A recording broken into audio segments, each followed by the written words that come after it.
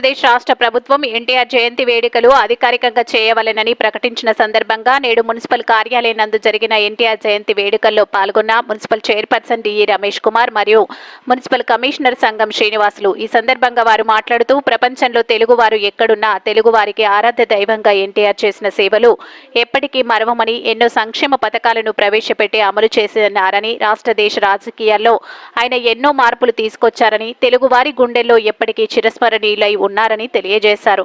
ఈ కార్యక్రమంలో మున్సిపల్ అధికారులు, సచివాలయ సిబ్బంది, మెప్మా సిబ్బంది, సిఓలు, ఆర్పీలు తదితరులు పాల్గొన్నారు.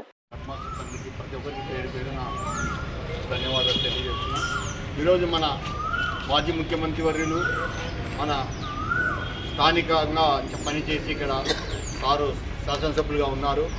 ఇప్పుడు అదే పద్ధతిలో వాళ్ళ కుమారుడు పద్మభూషణ్ నందమూరి బాలకృష్ణ గారు కూడా ఎమ్మెల్యేగా ఉన్నారు. మనం చూస్తున్నాం. అభివృద్ధి ధ్యేయంగా పెట్టుకొని ముఖ్యమంత్రిగా పలుమార్లు చేసి సారు అభివృద్ధి సాధించారు. వారిది ఈరోజు స్టేట్ ఫంక్షన్గా చేయమని మనకు గవర్నమెంట్ నుండి ఒక జీవో వచ్చింది. దాని ప్రకారము వారి యొక్క ఫంక్షన్ ఇక్కడ మనము చేస్తూ ఉన్నందుకు సంతోషకరంగా ఉంది. కనుక ప్రతి సంవత్సరం ఇలానే చేయాలని చెప్పి జీవో ఉంది కనుక ప్రతి సంవత్సరం మన ఉద్యోగస్తులందరూ చేయాలని చెప్పి నిర్ణయిస్తున్నాను.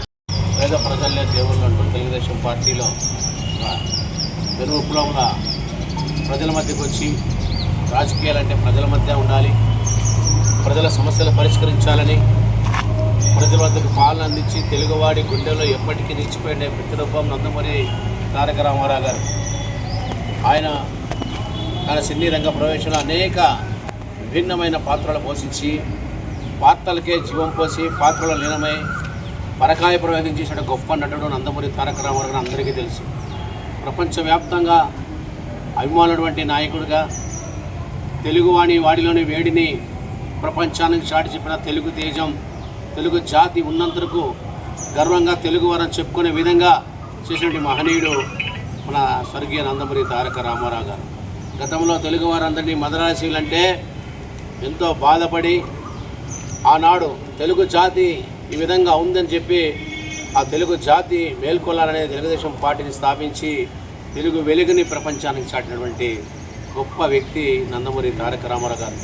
పాలన అనేక సంస్కారాలు తీసుకొచ్చి ఎన్నో అద్భుతమైన పథకాలు ప్రవేశపెట్టి ఇవాళ రాష్ట్రంలో అవలంబిస్తున్న అన్ని రాష్ట్రాల ముఖ్యమంత్రులకి తారక రామారావు గారు ఆదర్శప్రాయం.